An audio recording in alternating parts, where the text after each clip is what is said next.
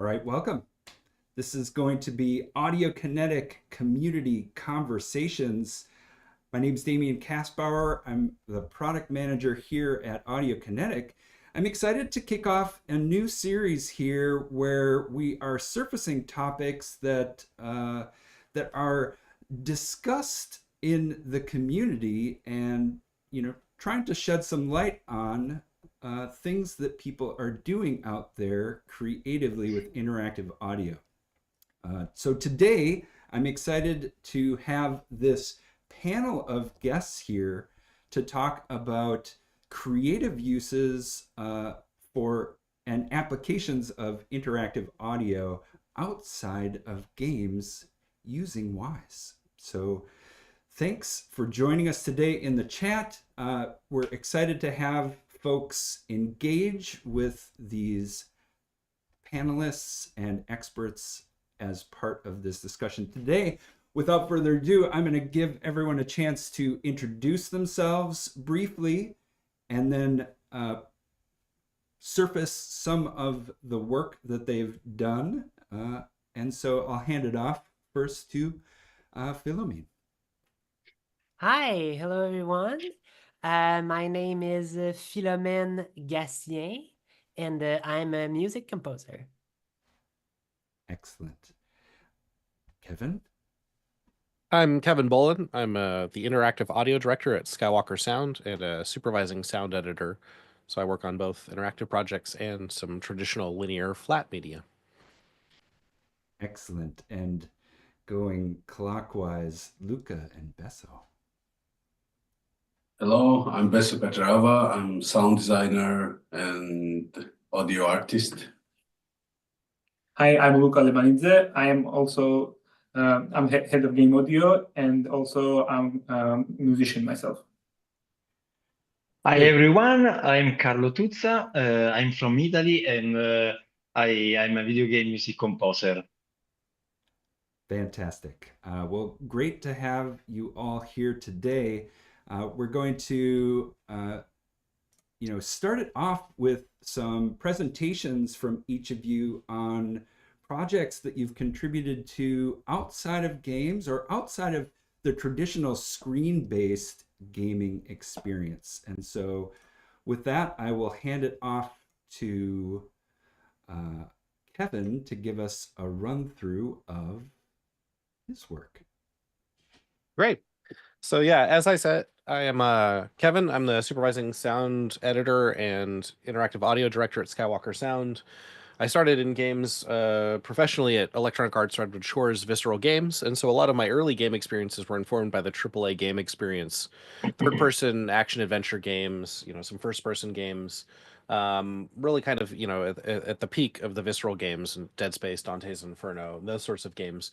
And then I left the games industry for a period of time, learned how Skywalker Sound does sound for linear film post-production, and then got back into games and interactive audio through the magic of VR and the new realities and extended reality. And so I've worked with a variety of studios, ILM Immersive, DreamWorks, Disney Animation, Universal, Legendary.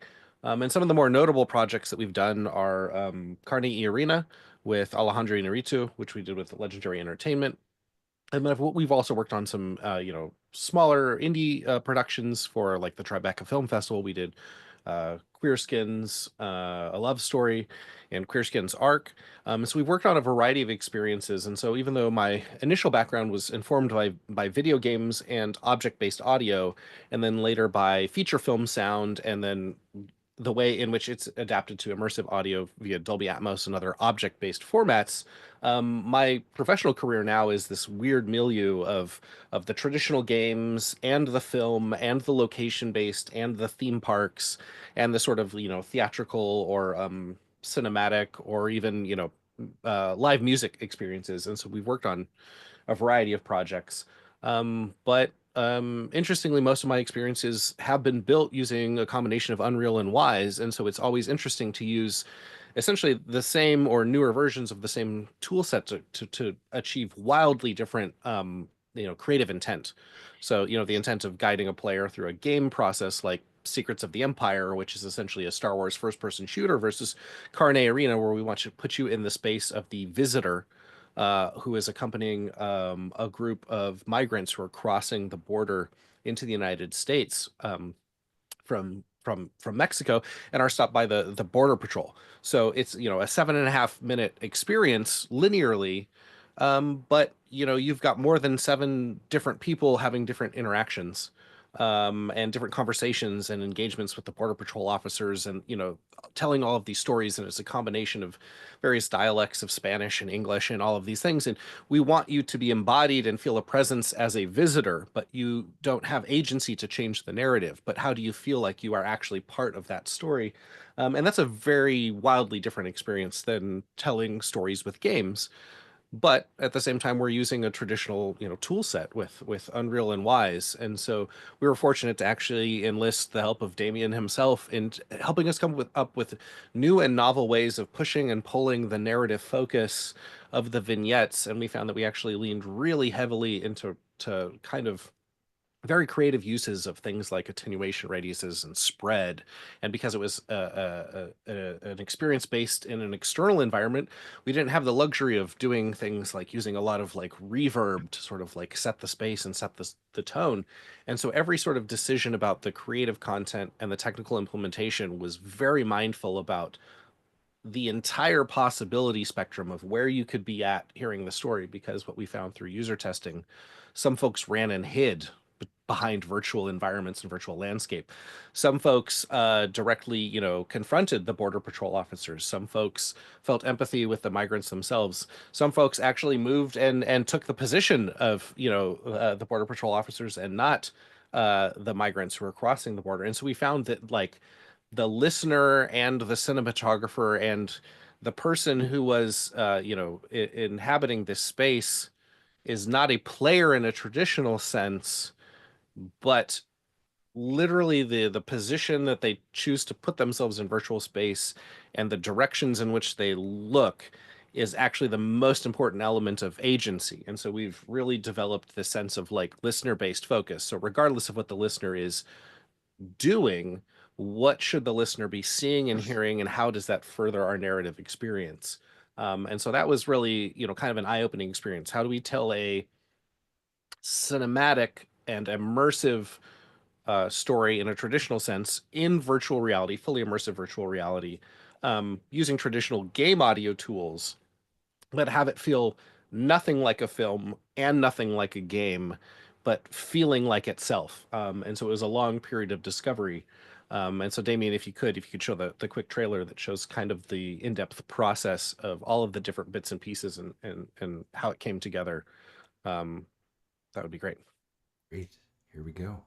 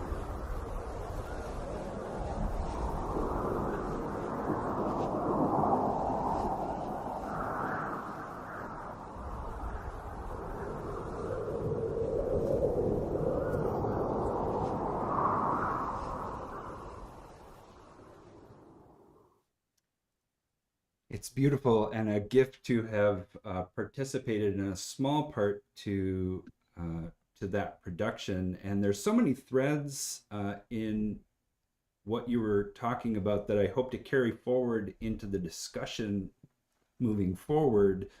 Things like how sound creates that immersion and can pull the focus for a listener in these different contexts outside of the screen. So thank you. That's amazing.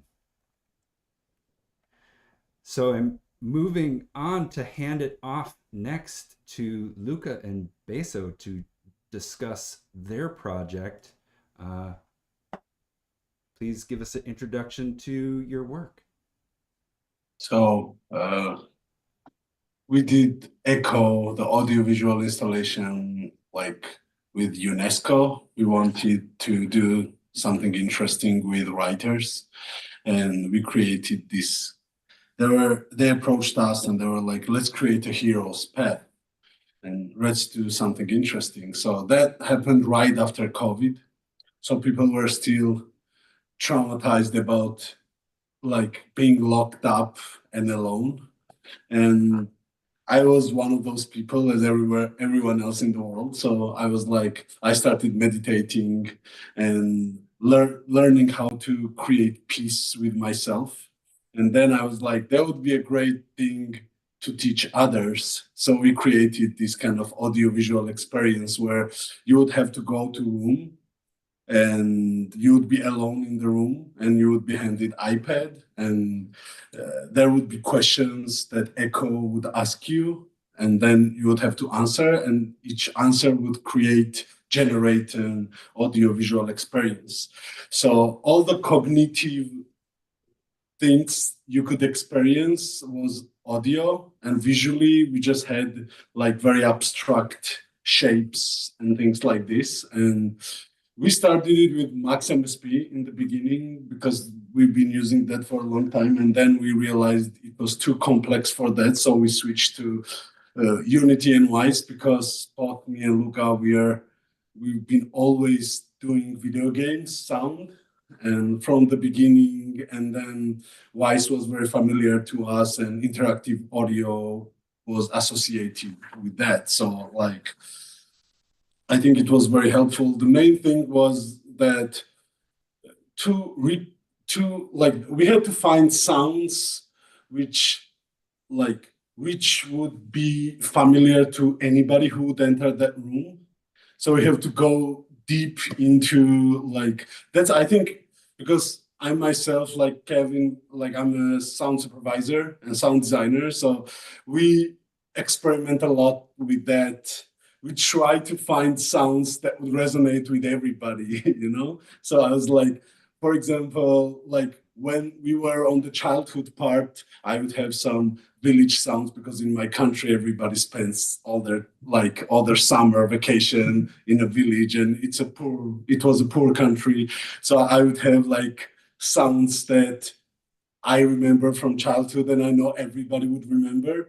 And it's just like generating those in a sequence and also randomizing them was so important that, I don't know, like, and also the installation is called Echo because in the beginning we wanted to be called Mirror, but we didn't like it because like, and in the room we actually had a lot of mirrors that would reflect the main like projection, but then we were like, this is too obvious to call it mirror because that would be something when you find yourself, you would go into the room and when you would come out, you would already found yourself and talk to yourself. But because that was happening through sound, we were like, what's the analogy of mirror in sound? It's echo. So we called it echo. Like, I just wanted to explain the creative and conceptual part of it, and Luka was the technical mastermind in this situation. Yeah, so basically, I was thinking like how to translate the sound into visuals and make it everything work in Wise all together. So it was we collaborated on this with many of sound artists which we have in our team also, and like for all the sounds which would trigger like how this would interact with visuals. So we wanted to make it really really generative way.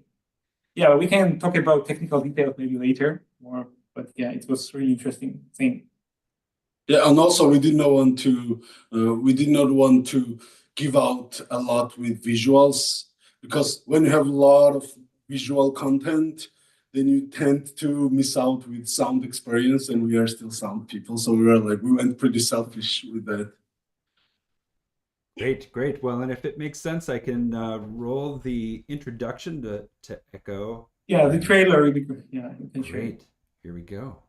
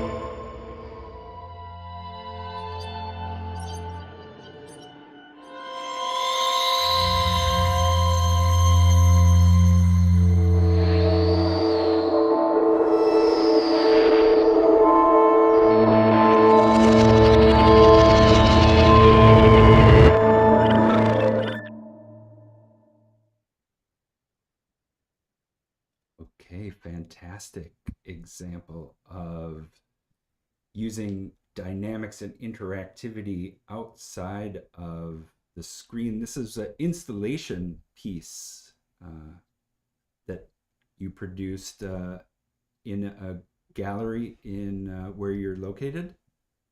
Yeah, that was a place we took for 2 months, and then we had like a booking system, and people would go in. And Actually, we had to extend to third month as well. yeah, we had to extend to third month because it became, for good reason, I guess, it became very popular. And yeah. Great. Thanks for sharing that with us today. And I will hand it off to Philomène for an introduction to the work that you've been doing out there in the theater. Yeah. So, hi, I am Philomène. I am a music composer. I've been classically trained in classical guitar and orchestration, composition, and all that.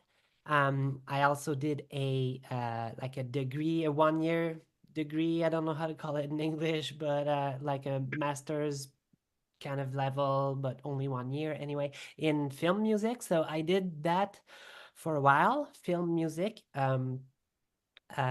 orchestration, writing charts, writing sheet music and all that, recording, doing a little bit of ghostwriting on the side, etc. And so during my career, I've been composing also for the theater, which is a really interesting. To me, I find it really pleasing as a composer because I don't know, working with the screens, working at home, working in my, in my office, it's all well and good, but getting out in the theater with all the actors and the teams, and it's really nice to be there in person at the rehearsals. It's really nice. It's really nice to be doing something in person with people, team of people, and so I always enjoy it very much. The project I want to talk to you about is called Merci d'être venu.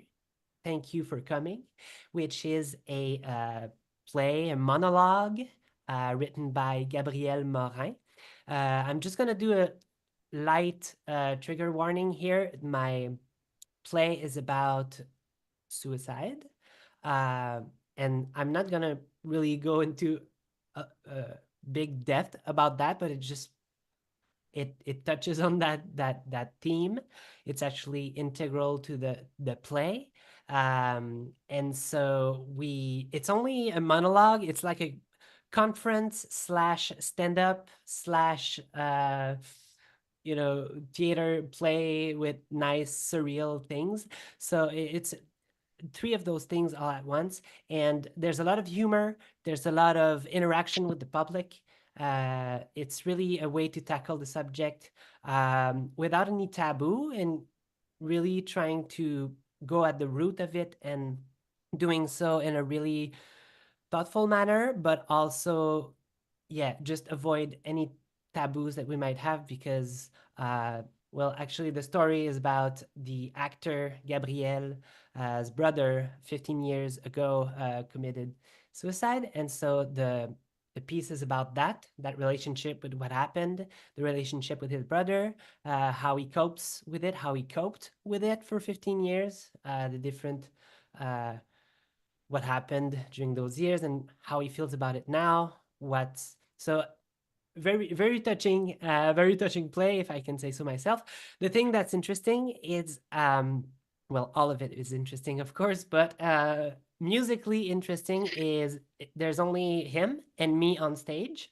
I play the guitar, and I have access to my laptop through a MIDI controller, and through that MIDI controller, I control Wwise. So I mapped MIDI buttons to events, and so I just have Wwise open, and I can send events through my controller, so that I have total control during the show. And because Gabriel is a really funny guy and really likes humor, if the public is particularly interested that night or particularly rowdy, he gets impish and goes off the rails a little bit, and so I have to be able to follow him. And so when we were conceiving the play, I didn't want to go into like a just cue by cue musical composition, just like play, stop, play, stop, play, stop.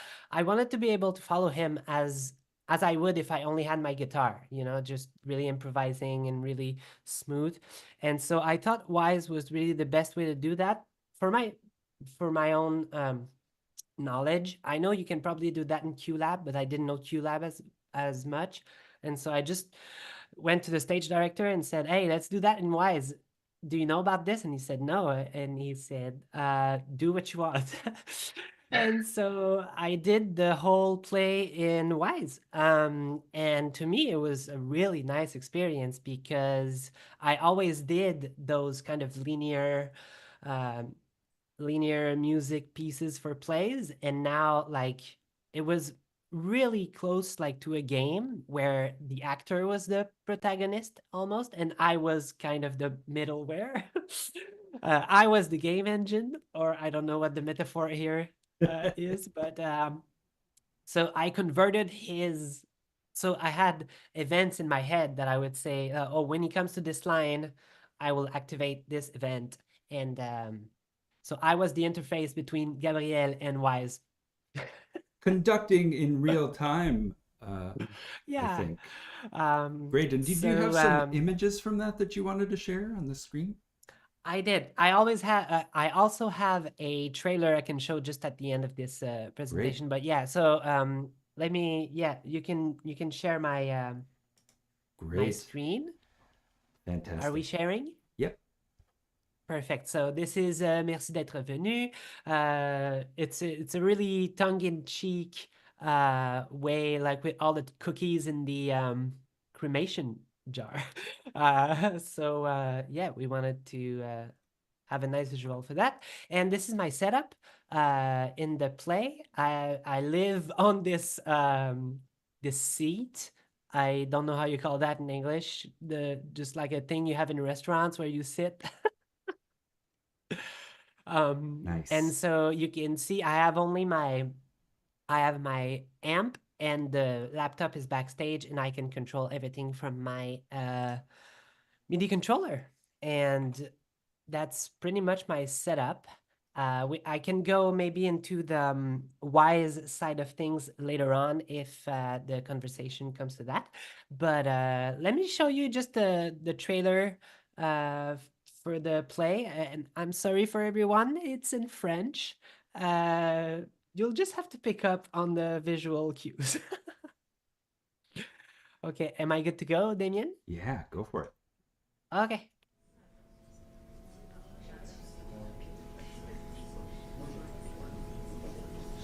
Bonsoir, merci d'être venu. Bonsoir. Si j'analyse vos faces, j'en vois qui se disent « Eh, palais, ça va être de même pendant 1h30? 1h35, puis oui, ça va être ça. »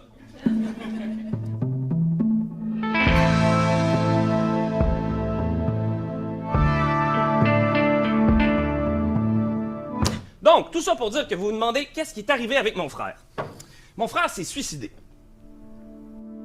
J'ai poussé ton cercueil avec tes chums de basket puis notre demi-frère. On devait être au moins 6. Madame, est-ce qu'il vous aurait laissé une lettre, un message? C'est sûr que c'est pas une question facile. Personne veut y penser. Fait que là, j'ai dit... J'ai poussé ton cercueil avec tes chums de basket puis notre demi-frère dans ma position de théâtre. Ça, c'était la phrase choc. Le hook, là, vous vous demandez, qu'est-ce qui s'est passé? Hein? Combien d'entre vous savaient, en venant ici ce soir, que le spectacle parlait de suicide? Do you believe in life after love? Yes? Good. OK, les Sphinx! Kelly, give me 5! Hicham, give me 5! Tu dois retrouver le chemin vers ton cœur! Sajad, give me 5! Gabriel, hey, connais mon nom? Sajad, give me 5! Sajad, c'était un petit chihuahua. Sajad! Sajad! Vous allez me dire que quelqu'un qui se suicide veut pas nécessairement mourir, il veut arrêter de souffrir. Non, attends. Attends, réfléchis 2 secondes, réfléchis. Je sais qu'en prévention, on suggère souvent à la personne de repousser l'acte au lieu de la convaincre de pas le faire. Prends une chance, sors, nage, monte vers le haut. Je sais que la génération X est toujours plus touchée que les autres générations. On s'en fout, nage. Ouais, mais je vais manquer d'oxygène. Je sais qu'on perd plus d'hommes. Écoute-moi, on n'est pas vraiment dans un sous-marin, on est dans une métaphore. Je sais qu'on a une historique de dépression des 2 côtés de la famille. Vas-y, nage, monte vers le haut, t'es presque rendu là, c'est juste ça. J'essaie de garder la tête en dehors de l'eau parce que j'ai peur de t'oublier. Puis toi, tu rapetisses de plus en plus sur ta branche. Jusqu'à ce que la rivière fasse un coude puis que je te vois plus. Quand quelqu'un décède, on dit souvent qu'il a été emporté.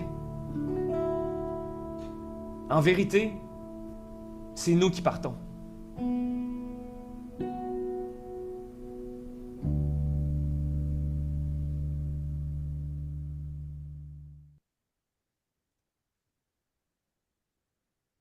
Thank you. Thanks for sharing that.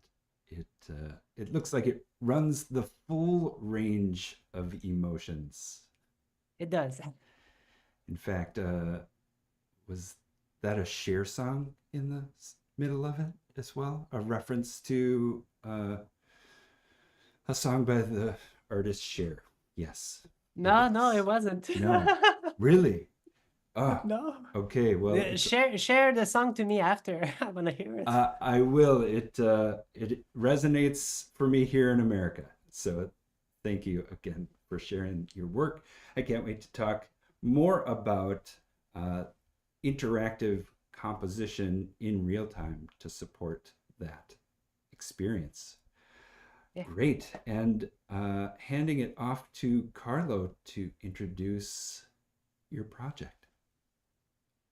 Hi everyone, again, I'm Carlo, French music composer, and I just want to say a big thank you to Audiokinetic for having me here today. And I'm really excited to share what I'm working on and talk about with all of you. Damian, is it already shared my screen? I will shift to it presently. Thank you. Yes, of course. And you are fully shared, yes. Okay, thank you. Well, Wise for interactive live performance. But before diving in, I would like to introduce a little more of myself. I've been working in this field of video games for several years now, and all the first level master's degree in music composition for video game, which has helped me a lot with developing this skill of creating music and sound effect for video games. And I worked on several titles, most of are applied game, like for example Sette Mondi, it's 7 words, or Behind the Light. And for most of them I created all the music and made some sound effect. Well, I'm also, I love arts in general, and that can be paintings, music, video game, movie, poetry, and I believe that this presentation will prove an insight specific on performing art. And before diving in, I would like to share what is performing art. In the context of performing art, performance is a live presentation of an artistic expression, and often is involved with a combination of music, like in this case, dance, poetry, and other form of creativity. In contrast to the traditional acting, a performer is not doesn't come with a scripted text. Instead, it's based on the interpretation of a specific artistic concept. In a performance, there is an element of spontaneity and an evolution through the performance that is not pre-planned, of course, but most of the performers are not pre-planned. This allows, of course, the performer to engage with the audience in different kind of act, and or in a more dynamic way, I can say, creating in this case a unique experience for the artist and the audience. Tiziana Contino is a renowned performer artist, and we already collaborated on several works, but this time we decided to work again for a different kind of performance, and would like to change this performance in an interactive performance. In this case, this performance is called Classic Dark Words, and it's a part of a larger project developed by Tiziana called, first of all, Type Woman, which translate the gestures associated with her body, in this case, into letters, creating a true corporal alphabet. And of course, this serves as a performative act or dance that convey a story can only the body can express in this case. This alphabet was created entirely through her body movement, as you can see. And yeah, then I can say she created this font, as you can see on the right, and the body so becomes the alphabet, and from there is translate into paintings. This that you're looking on the right is one of these artwork, and inside every artwork there is there is an invisible ink with some sign and a letter, and this is why, because this sign complete the meaning of the work, the artwork. But just only who buy the paintings can activate with some special technique this invisible ink. But going a little bit further, how to tell a story that only the body can express. Together with the artists, we aim to go beyond traditional painting and explore ways to convey a narrative. And Tiziana built a glossary of her dark words, and we will see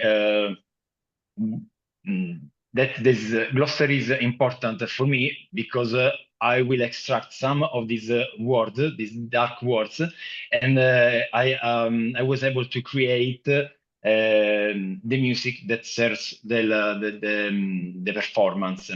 But these dark words are in most cases special words that hold both shared and personal meanings with all of us. These words are particularly because they leave a mark on our lives and follow us through the gesture that we repeat. Eventually, most of these become part of who we are. So this on the right is one of the little screen of the app. And as you can see in the first, is these dark words remain memorable. Let me, okay, let me change. Dark words remain memorable and mark our existence, accompanying us in the repetition sign that become personification of ourselves. Write your dark word. I'll give it with my performance. What are yours? And of course, we have during the performance three different aspects. One was the visual component of Tiziana, and she was dressed entirely in black, and with half of her face also painted black. It was like moving a real ink through the air. And there was another link, the music elements with me playing scene and shaping the sound in real time. And we also have interaction with the audience through the app that was prototyped by the artist. The performer body is also very important. It becomes a way to express typography, capturing every emotion and state of mind of the audience. However, something was missing because I was missing like an emotional link that was able to connect with the audience, and I created it with music and the using of Wise. And if you want, I can go deeply now, or we just can talk after. I think let's roll the video that Okay. we have queued up for the performance, and then we'll jump into Sure. conversation and find a location to surface more of people's work using Wise. Great. Sure.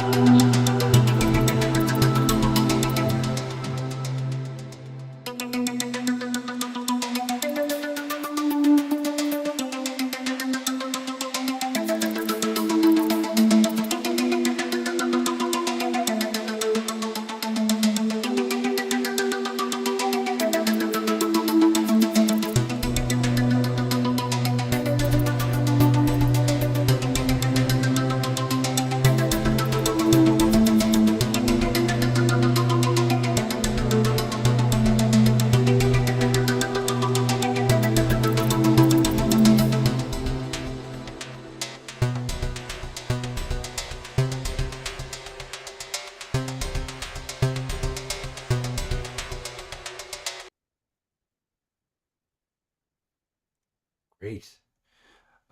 And so you're performing alongside these physical gestures towards that representation, using Wise. And as a composer, I know there's a lot that goes into that. And I just want to say thank you to each of the panelists for bringing your work to this today to help give us context for the discussion that we'll be having around the use of Wise in these contexts. Again, each of you reaching for a set of tools that maybe you had familiarity with, that you have an understanding of, and ultimately that you felt you could use to express your audio intentions in these different contexts. So thank you for bringing those projects here. Thanks for using Wise. It's super cool to see what you've been doing there. I want to open it up to folks.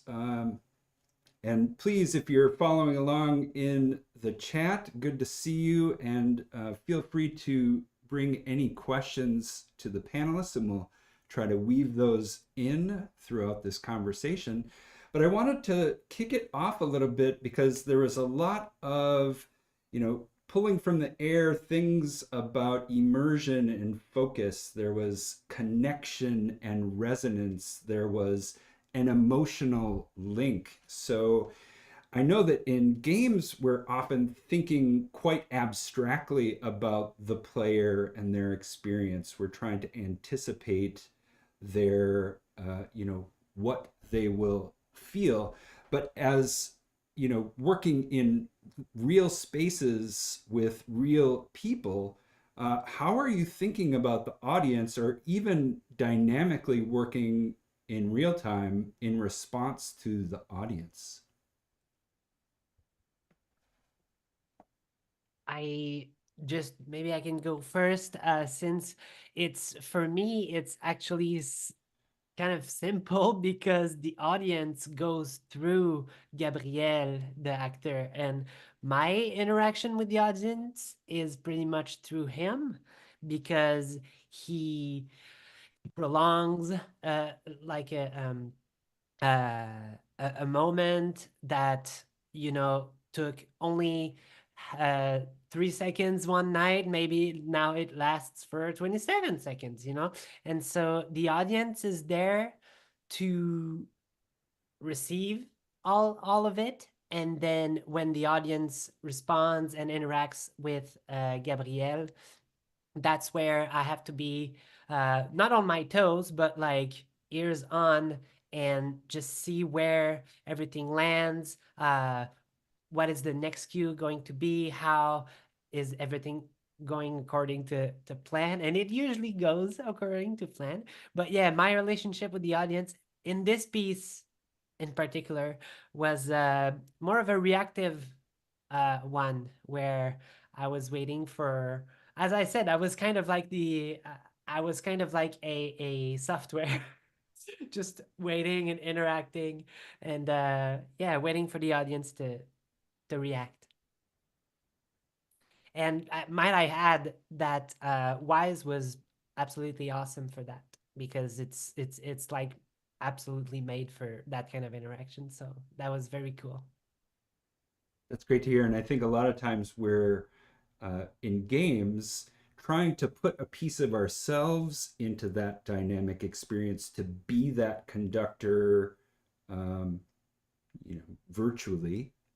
And so putting yourself in that role, being that real-time system modulator based on that audience interaction. It's not a controller, it's people in a room, it's the performer on stage. Exactly. Yeah. Other thoughts? The interesting thing is also that you had to feel the reaction of the audience and also feel the reaction of the actor itself, right? So you have to. It's a very interesting thing which you did. Yeah, for me actually, there's two interactive point, is like, yes, the audience, but yes, the actor as well. And where am I in the song, and where am I everywhere in the piece? So yeah, I'm used to it now, because I've done like, I don't know, 27, 30 times this show. But yeah, it just feels like an instrument. Wise has become an instrument for me. And Carlo, I know in your performance, similarly, you are orchestrating these movements in real time. Can you talk a bit about your interaction with the dancer, and how that works out and plays out in real time dynamically? Yeah, sure. I agree with all of you. And in this performance, in Classic Dark Worlds in particularly, the audience plays a crucial role, because the audience can write the Dark Worlds inside an app. And at the beginning, I just say how we started the performance, only playing along chords with ended up with a sustained low note with the synthesizer, and Tiziana entered from behind the audience, and it's blending in is as if she were a part of them. And after she occupy the space like a mirror in the other side of the space. And of course, I just say I use Wise in like a video games, because linking with what I was talking about before, the missing part was this interactivity with the music. I mean, I just don't want to only play chord, because someone wrote a sad word and playing minor chords. It was so easy and simple, and I just don't want this. And use Wise as um, complementary colleagues, I can say,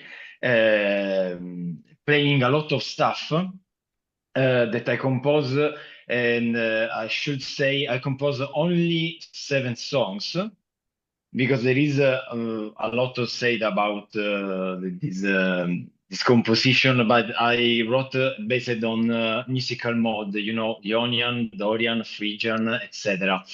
And every mode has his emotion inside.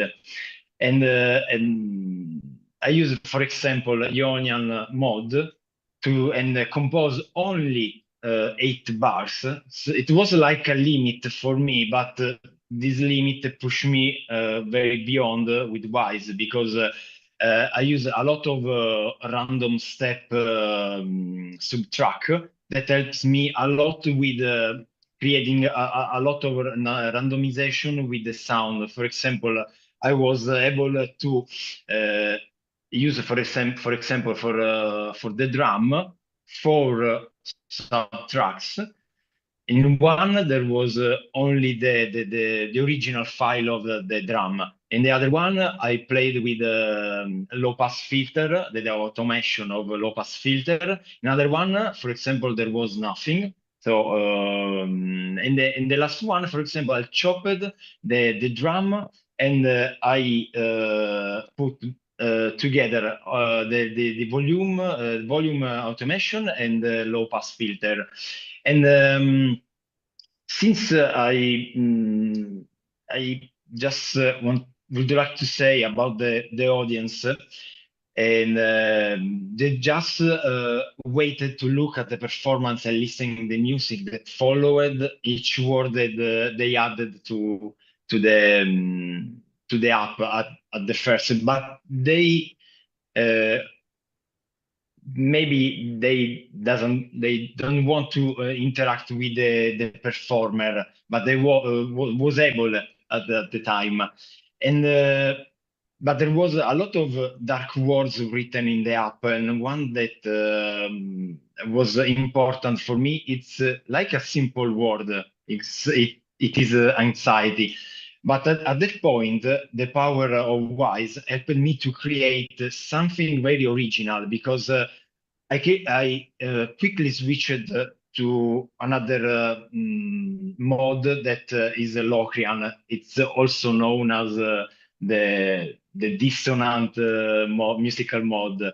And of course, I also added the low pass filter using the RTPC. And maybe I use even the delay effect inside, of course, Wise. And I don't know why, but the drums end up sounding like heartbeat, and it was a little bit irregular because I was playing with the delay, and probably because the selected subtrack was one that I edit early, like chopping, and added this kind of feeling of anxiety. And of course, the performer Tiziana also emphasized the music, and this is what I call the magic of randomness, combining with the creativity in a live site specific performance.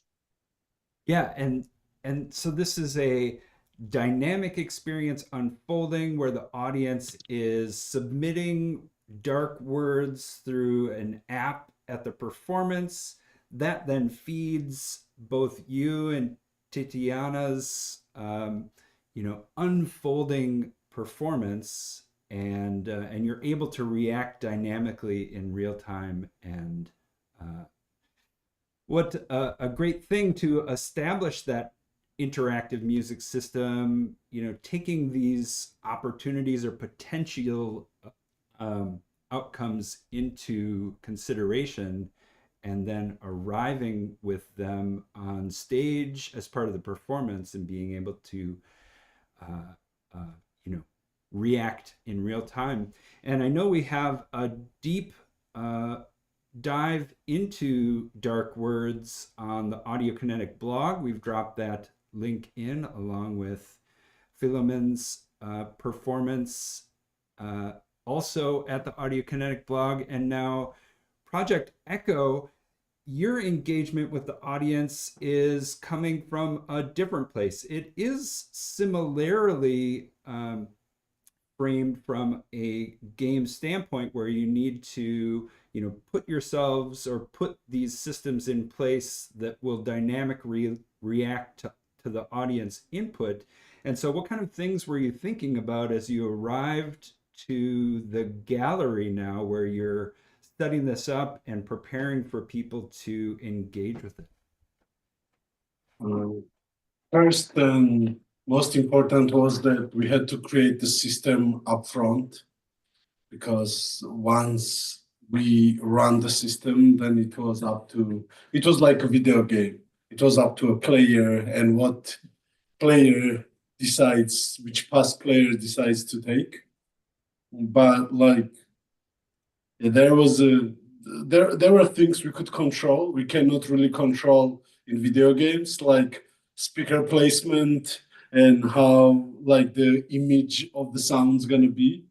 But we could not really control anything else except to create a really good system up front, which will Luka discuss in details, and system up front. So even when players would choose the same path, it would generate completely unique experiences for each of them. And yeah, that's why I said we started with max MSP, but then we were like, okay, this is too complex for that thing to handle. And basically when we would be on the point where this is good, we would basically have made Wwise. And why would we make Wwise when we can just use Wwise and then just create the system there, Great. Yeah. And so you've got this interaction with people in the gallery you're preparing for. You're leveraging many of the same techniques that we would use in games. And you're also tying it visually to what's happening. So there's that dynamic piece unfolding visually as well. Yeah, so basically in terms of visuals, it was very interesting to design it because we obviously are also sound people, sound designers and musicians, and in this case, when we want to design those visuals, we approached it to design them like we would design sounds. So I was thinking of what would be the most intuitive thing in visuals which would represent sounds. So I went into interesting stuff, started researching, and I found out that patterns which are created through trigonometry, mathematics, kind of feel very intuitive. So to people when they are looking at it, because basically sounds are created with sine waves, and trigonometry is also like that, right? So we started experimenting with sounds in Wwise and visuals in Unity, and we needed to find out some kind of link how we could connect those. And what interesting thing which we came up with is I can share my screen.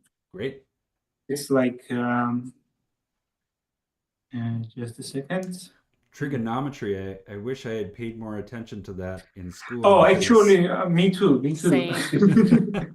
Same. I wasn't very good, but once I found out it, I learned how we could manipulate it. So basically, this is a Desmos. If you can see, it's a mathematical calculator, a graphical calculator, which I got from my physician friend who is very good in physics. So basically, these are mathematical formulas where we have arc cosinus multiplied by cosinus and stuff like this. And what we found out is these parameters. So these different parameters which we can control. It's just like math. You have multipliers like m, n, I, j, and basically when you control those, you are getting very interesting shapes, which create something very unique. And also, it's might remind some people who were using oscilloscopes in the past, these are called the Lissajous patterns. So it's like old school people who are using a lot of Eurorex and also like oscilloscopes might have had their opportunity to work with. So basically, the idea was like to make the particles move through these paths. But we had some kind of multipliers which we could control through Wwise, basically. Maybe Damien, you can share the video of actual particles inside the thing. I will. Here it comes. So we're going to roll that here and take a look at some of that movement on the screen. And it's very compelling visually to see how that arrives. So you can also see those multipliers here. Great. The parameters which we would feed Wwise RTPCs into. Not RTPCs, I will explain it later, yeah. Yeah, but you're bringing back some properties of the sound to help drive the visual, probably through a Wwise meter and a game parameter. Yeah, basically like it's a Unity script which we wrote, which was receiving the output of meter plugin in Wwise. So we could do that, yeah.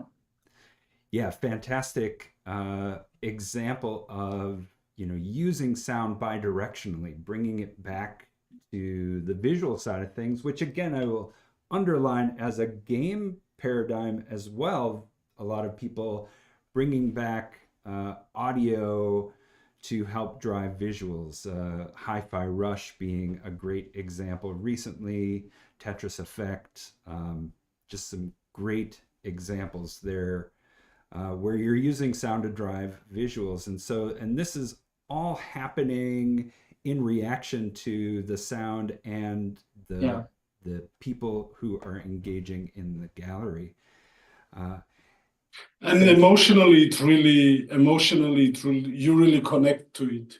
Because even though you don't see it clearly, like because it's connected, somehow like with those sounds, you connect better.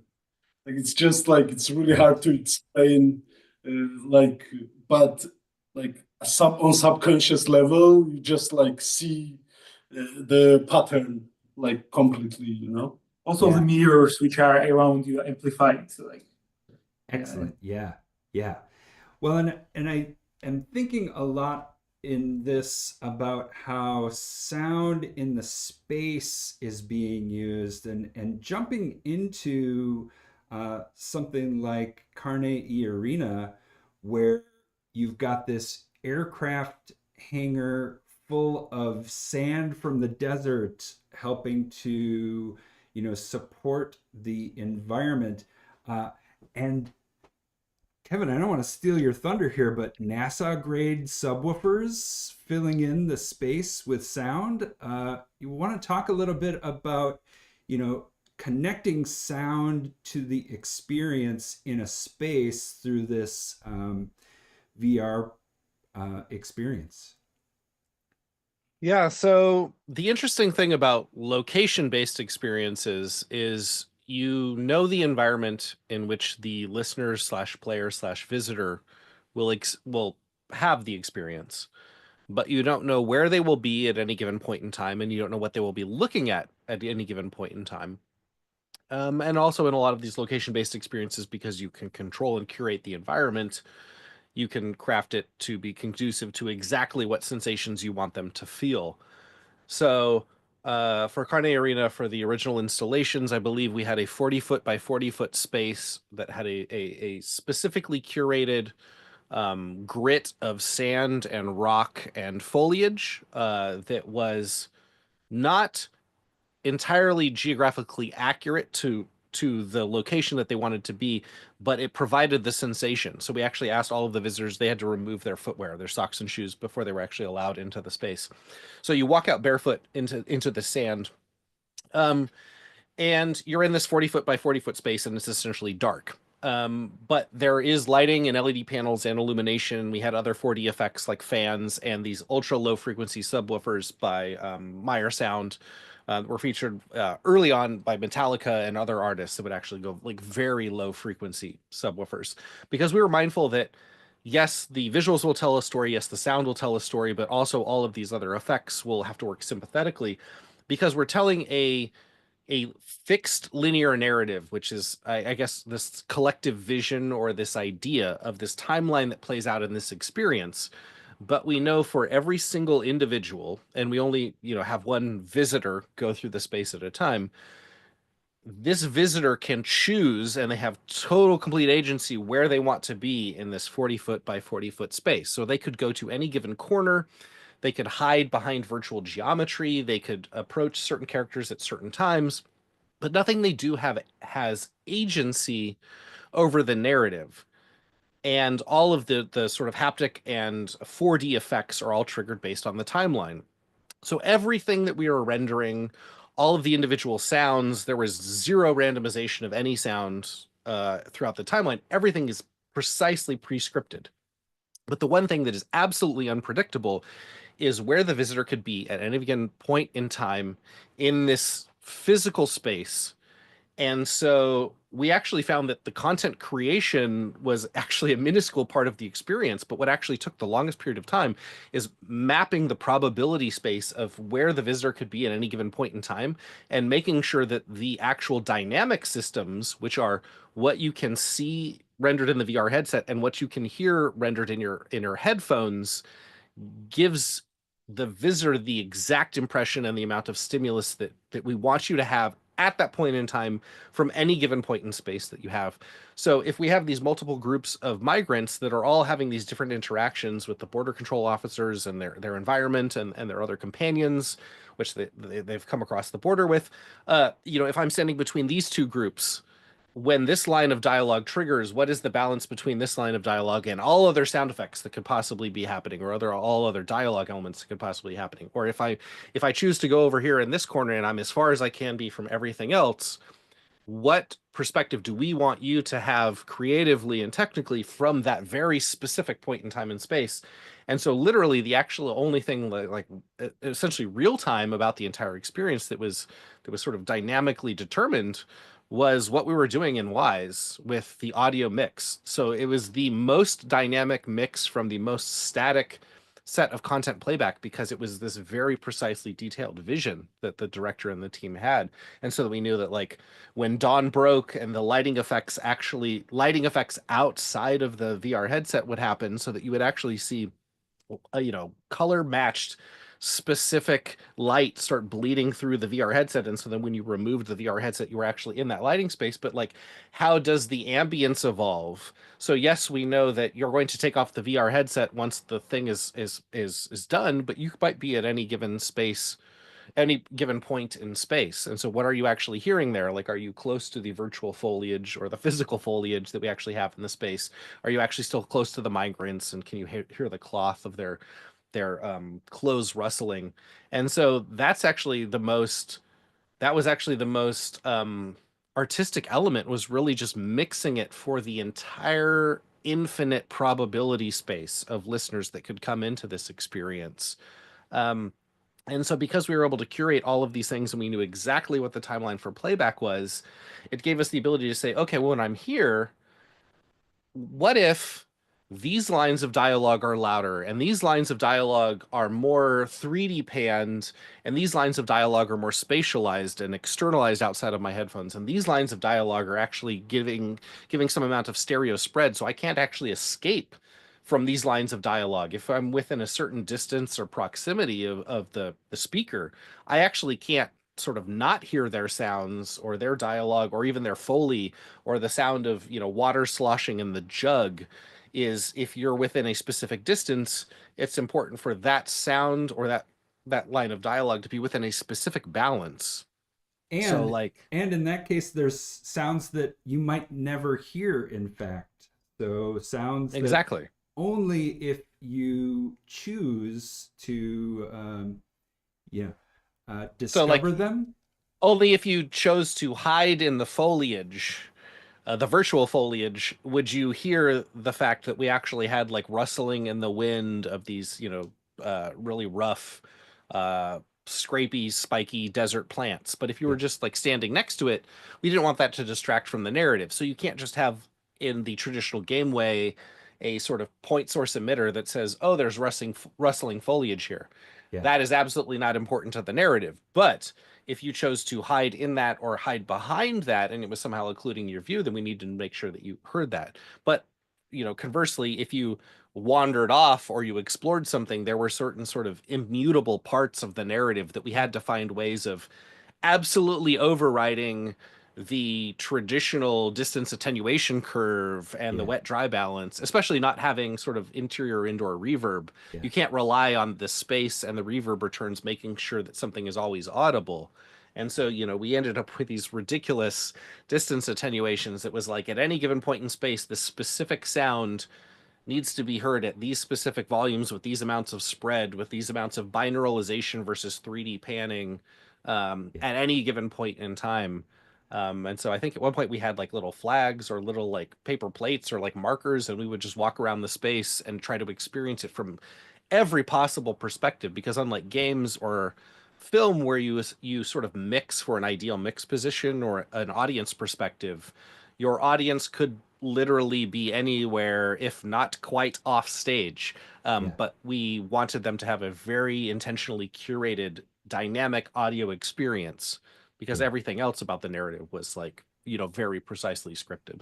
Right. I think that's if I can just add, I think that's super interesting that like at first I would like say, oh, it's a VR installation, so it's just like a simulation, and then you are anywhere you want in this simulation, and it's just like the world. And I would approach it like that, but actually it's much more it's closer to a movie in spirit, because in a movie everything is absolutely curated. You hear everything when it's done correctly, and everything is mixed exactly as you said. But your experience that you're describing is much more like that, with like some dialogue that you can't escape, and I find that super interesting, as opposed to just like wow, you're in a headset and you're in a simulated world where somebody's playing guitar, but you cannot hear it if you're that way over there. But in this case, there is some dialogue that you just can't miss. So yeah, thanks for that. That's super interesting. And also, like, the dynamic mix must have been kind of hard. It was hard to conceptualize until through the iterative process we realized that through very complex traditional attenuation curves and RTPCs that were literally just based on distance from proximity and listener. So the more times you run through the experience from a different point in time, you realize that I want the audience to see and hear and feel these things at this point in time. And so in order to convey those emotions, it's more important that they hear these variety of sounds. And so it was really a process of thinking about, okay, what is our ideal mix perspective, which is kind of what we do when we cater in games and film, but what is the opposite of the ideal mix perspective, which actually I would argue is actually also a function of games. If you've ever worked with a really talented QA team, they will figure out the way in which to break your experience in your game in new and novel ways that you never imagined. So, at one point I remember, there's a border patrol truck that actually pulls up in virtual space, and it is within the navigable space that we have in the location-based experience. It's not physical geometry, it's a virtual object that comes into the space you have. But it was like, okay, if I was a non-traditional player and I chose to like sit myself inside the space where this truck exists or hide behind it or whatever, and then to let the experience play out, what is the combination of sounds that I would want to hear from this moment in this point in space and time that might be different if I chose to be behind this tree or if I chose to be next to this person. And so you actually start to think about not only the ways that you want to mix for your golden path or your hero perspective, but literally like the antithesis of this, right? Like, what is the worst or least predictable place in which someone could experience this? And how do I actually curate this experience for them solely through dynamic mixing that can only be communicated by real-time parameters and distance attenuations as conveyed on stereo headphones, right? And so Yeah. that's actually kind of the challenge, and it's like, what is the most amount of personalized expressivity we can have for an absolutely otherwise like curated experience? And so that That's was like really funny. fascinating, is like, how do we take a tool set and actually make it the means of sonic expression, right? Because we've chosen all of the other things about the palette, we've chosen the timeline, nothing can be variable except for these things that we have, these And bits. I don't know about you, but like in a game, I'm always like, what? I'm supposed to go right? I'm gonna go left first. Yes, exactly. Always. Yes. So And that's I'd actually be an interesting thing about location-based experiences, though, because I think a lot of us compose for audiences that are sometimes well-behaved, and that's something that I think we should actually borrow from games and bring it back into non-game situations. How do you make experiences for folks that intentionally or unintentionally don't behave or are Mm-hmm. not good audiences or are not skilled audiences? And that actually is, I think, a question of accessibility, right? Because there are some assumptions that we have about creators, as creators, about how our audiences will behave and what they're seeking from the experience and how they will interact. But as you increase interactivity or agency, you have to accept that, you know, you might have folks that, you know, might behave in unpredicted ways, but you know, how can we use the software and the tools to create a space that says you're still going to have an interesting listening experience, even if you decide to break the rules that, you know, I established as a Or creator. on the other hand, an audience that doesn't participate at all. Like a Yes. very quiet night where Yeah. nobody laughs, nobody Yeah. interacts, nothing jo- happens, and you're that just like, joke and that land that emotionally resonated every other time, in this point in space and time it didn't work. But how does the art remain compelling in that moment? And that's actually something, you know, fascinating, either about the middleware once it's programmed, you know, well or intentionally, or the operator of the middleware. Like the idea of like creator as middleware, I really like that idea. How do you still make a compelling experience despite XYZ? And I think that's something fascinating about understanding the rules and the tools of something like Wise, and then figuring out how to sort of exploit it in interesting ways, either, you know, at runtime or predicting something that could happen at runtime where you're actually not able to be there and act as an operator, right? Yeah, and I'll bring in a comment from the chat at this moment.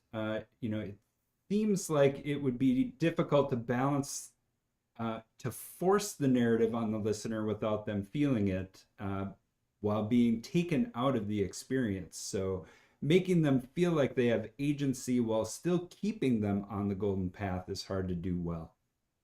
In a experience like you're describing, for the rest of you, you've pretty much got them on the golden path in real time, linearly, and you are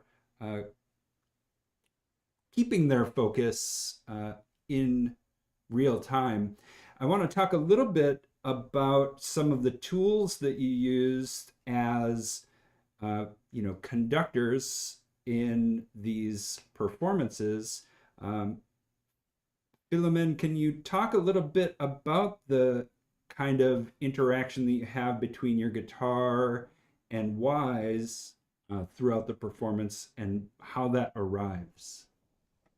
oh, so that's pretty simple actually. I just play over whatever plays. Actually, thank you to Beso and Luka to make me think about two-way audio interactivity, because now I'm thinking about a project where what I play will influence what goes on in Wise, and now that sparks my imagination a lot more than what I did.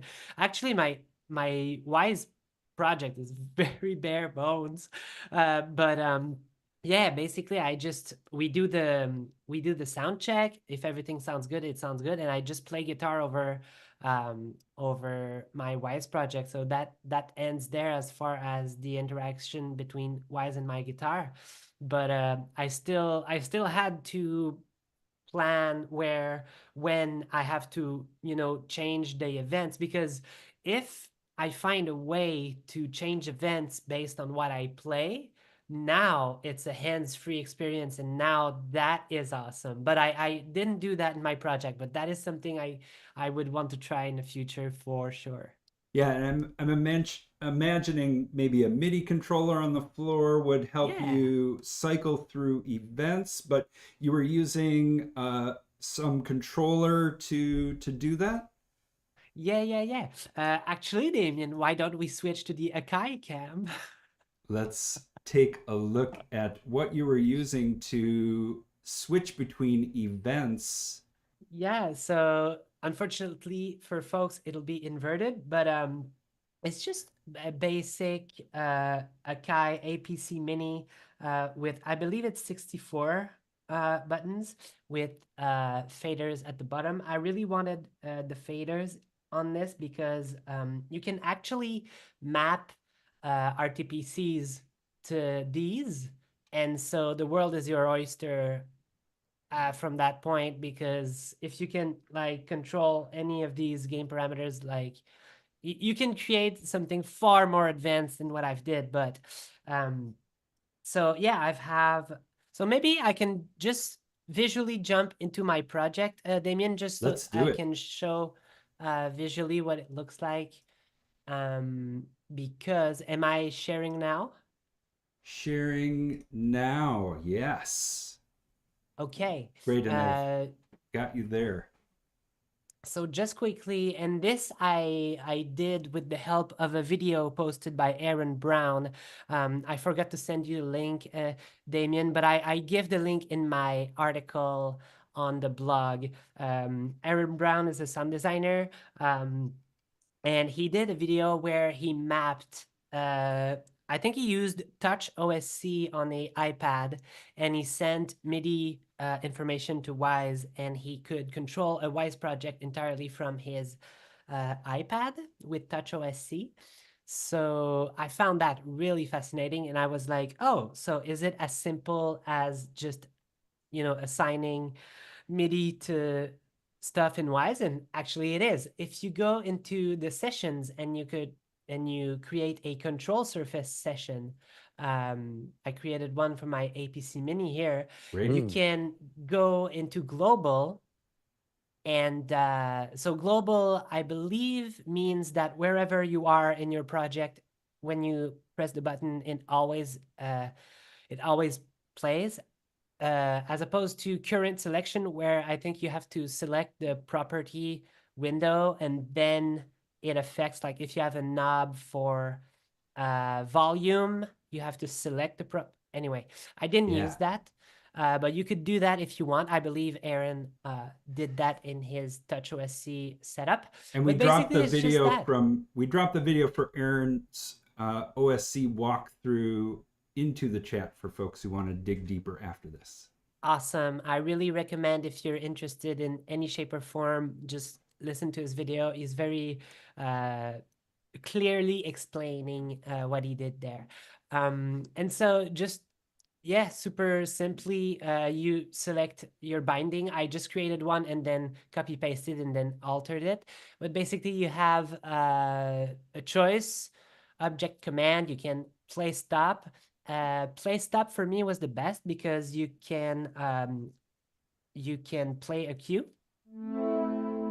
and when you touch it again, it stops. Nice. So in a live setting, that's really useful. I also have a stop all button with a nicer fade out. So if I press my stop all, it has a nice fade out, because the stop, if you repress on the same button, it stops automatically, whereas my stop all button has a little fade, which is a little more aesthetic in case of emergencies. And so you just map everything. These are all my events. You have my Q1 that's playing Q2, Q1 out, Q2 in, Q2 out, etc., etc. And yeah, I just let's say the Q4 is kind of like a white noise type of deal, and with my fader, I can. Great. Yeah, so I touch on that RTPC with that. The only thing maybe I can tell folks is that I searched a lot for the game parameter name thing here. It's actually simulation value. It took me a while to figure that out. You have to go into object properties and then go into game parameter, and then you have to select the simulation value, because I believe it refers to when you're in the Soundcaster, you have the RTPC controls, whatever. Right. And then when you have selected your command, your event, you can just go here, click on the ... and press any button on your MIDI interface, and it'll map it to that button. And it's really, really neat. You can end the share if you'd like. Great. And go back to my face camera, maybe. Great. I'll request that over in the camera app, and I think that should bring you back to us here. Thank you for that great walkthrough over, the tools that you're using in real time to control things dynamically. And of course, you're setting up those systems in the interactive music system, using the audio system, arriving as events, and you're setting it up in such a way like that we do in games, so that music can just continue to play as life happens on stage, giving you the flexibility to continue playing pieces of music until you arrive at their natural resolution. Yeah, exactly. It's really, it was really simpler than I thought it would be, really. So I find it quite striking that Wwise allowed that. I didn't know. I just didn't know. So Nice. it's pretty awesome. And now, Carlo, similarly, you were there as a performer working with Wwise, and as you said, you didn't want to just get up and play songs on a keyboard. You had a similar kind of approach to leveraging your experience in game audio and interactive music. Can you tell us a little bit about what that interface was like for you? How are you approaching things? Well, as a video game music composer, there are many adaptive techniques, and I choose to create the tracks using the famous vertical layering approach. And as I said, I composed 7 tracks. This wasn't the problem. The problem was the interaction between these tracks. But these 8 tracks, with the powerful tool of Wwise, allow me to create multiple instruments playing together, and which instrument like acting as a layer that works perfectly with each other. And for example, in the vertical layering approach, we have multiple instruments that can play and stack each other, and of course, playing combining or a single instrument or combining the various instruments. And for example, for instance, in a video game, if we have a character playing in a forest during a state of relax, say, and we have solid ambient music track, maybe with only pads, and a flute playing notes in the higher register, and suddenly a monster appears, which activates another layer, and we can hear, for example, the drum and the violin violins playing an ostinato. And when two or more monsters appear and damage the player, for example, with down below 20% health, Wise can trigger another layer and bring up, for example, the full orchestra that it's very hard and underline the fact that you are going to die. Now, it's easy to understand why I use this layering approach instead of horizontal resequencing or anything like that, because I was able to switch between the musical modes and moods in an effective way.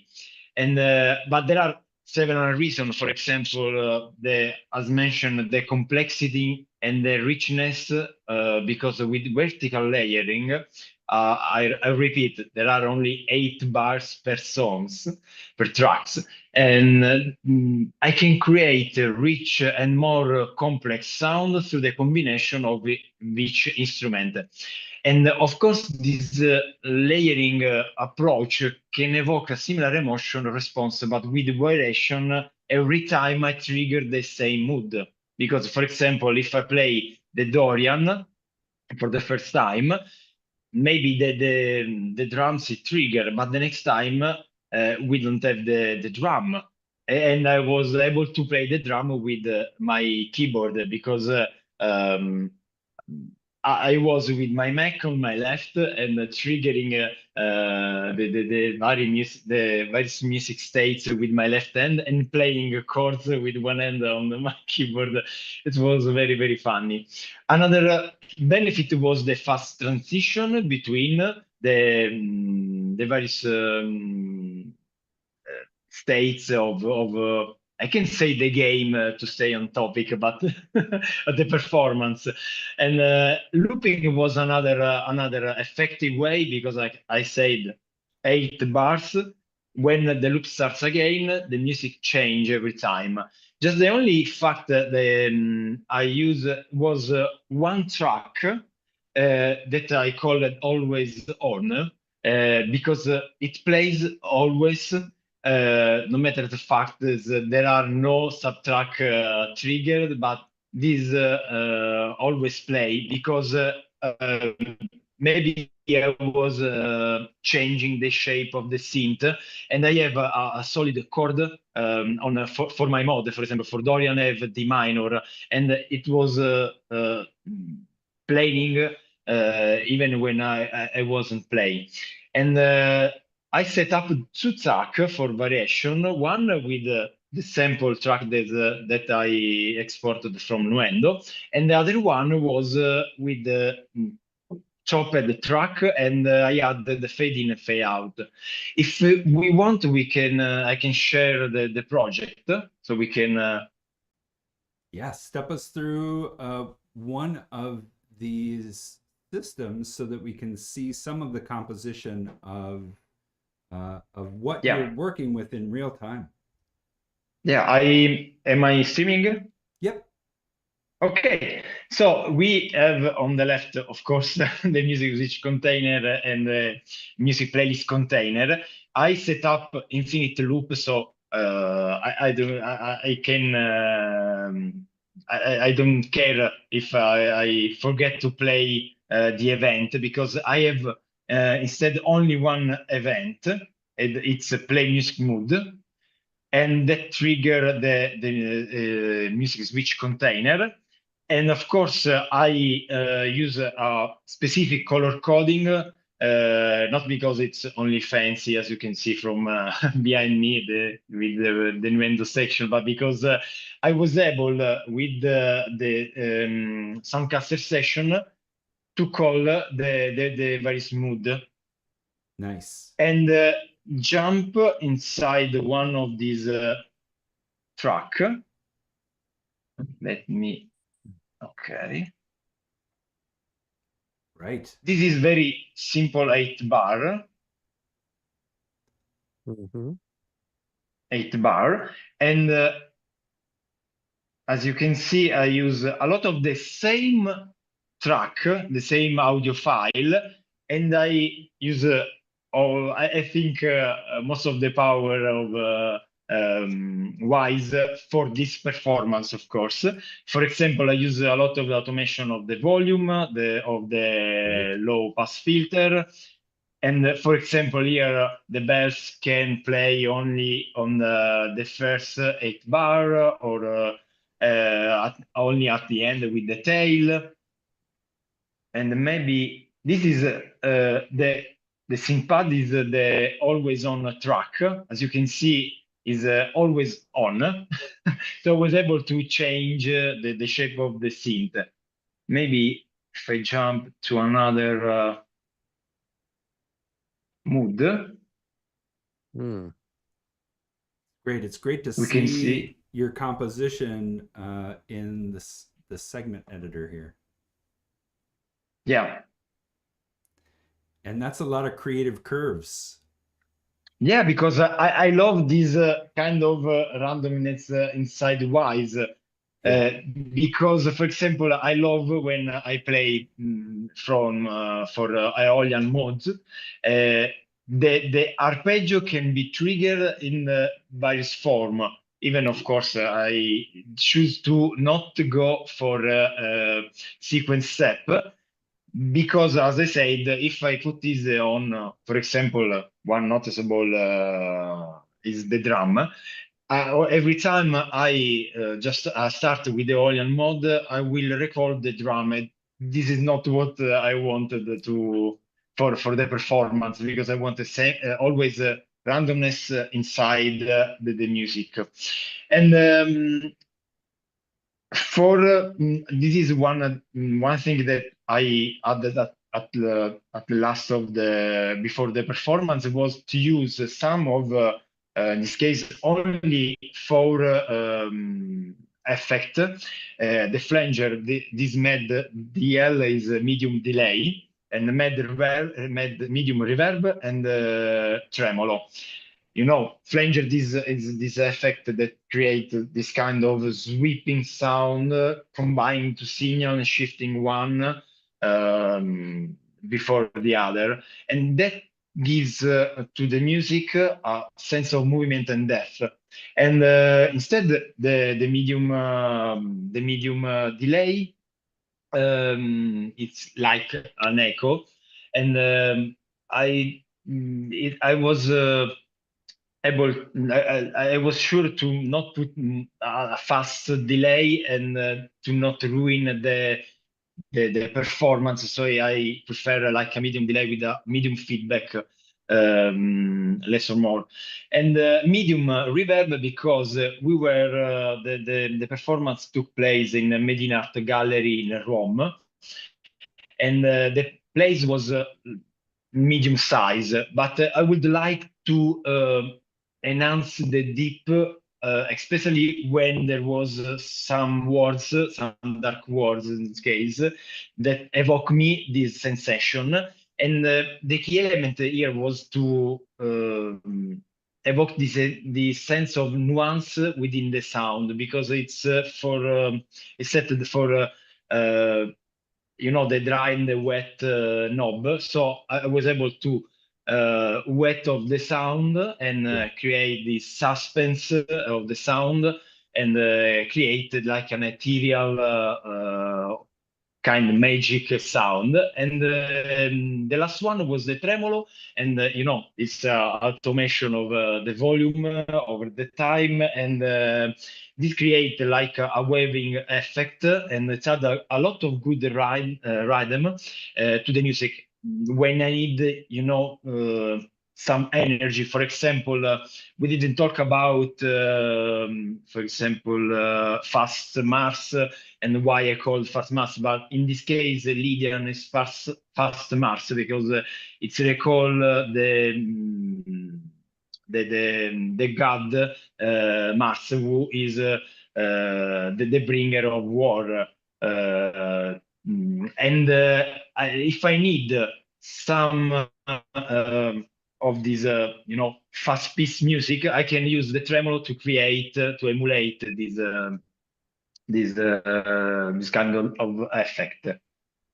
And yeah, and during the performance was with the Soundcaster session opened, and I choose the first mode only after the audience choose the first word, and I play the events, and after I was able to play with synth. That's great. The- So you have these Yeah. aux sends at your fingertips so that you can reinforce the emotional moods that evolve over time.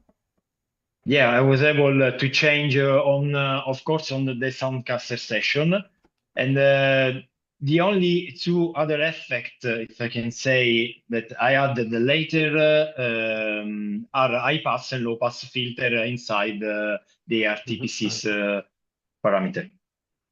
So imagine instead of doing that by hand on your computer, you could do it on this thing.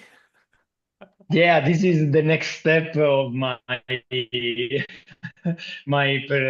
of this performance, and triggering in not only events but even a sound effect inside the performance with a MIDI controller. And this is, I have to thank you, Philomène, because you inspired me. Excellent. Excellent. Thanks for taking us through your Wwise project and showing us a little bit about how that works under the hood. I'm looking at Project Echo and wondering how you negotiate the playback of the sound in that environment with a, indeterminate,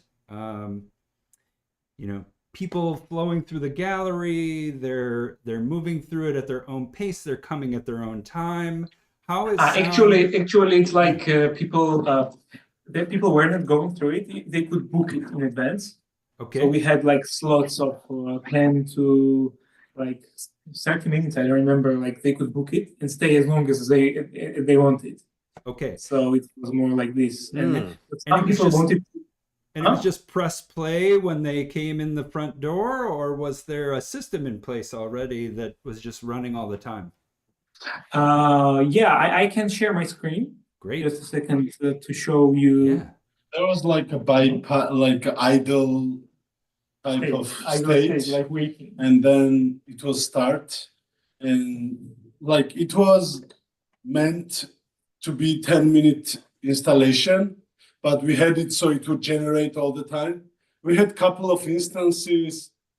I'm pretty sure those dudes were high because they went way above and tried to talk to Echo, and there was something that AI was not good. I don't think it's still good enough, or like there would be something. People were like, what would be great if you had like a Siri type of thing, and that would be also very expensive. Sorry, but yeah, we had an idle state and we had a state. But the one case when the guy was there for 1 hour, like trying to talk to Echo, but it still generated enough because we had the system up front. Yeah. Great, and so we're looking at an overview of the structure here. Yeah, I see the waiting room, which is that idle. And take us forward from there. How does that unfold?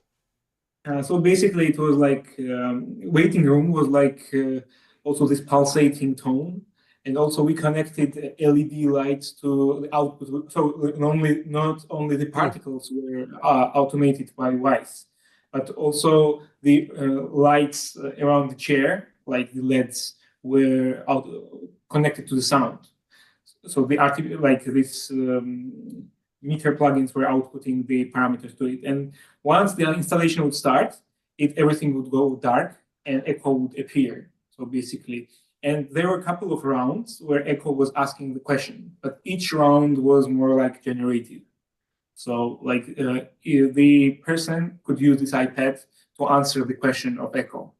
And as Beso said, the concept was around the hero's journey, so they could experience the whole thing. And also, like one of the rounds was like really, really dark, like the round 8, when they would confront their shadow. Like in Carlo's archetype, you can imagine shadow is like the same person, yourself, but it's like darker side of you. And then they would experience like some kind of rebirth when they would answer the shadow's question.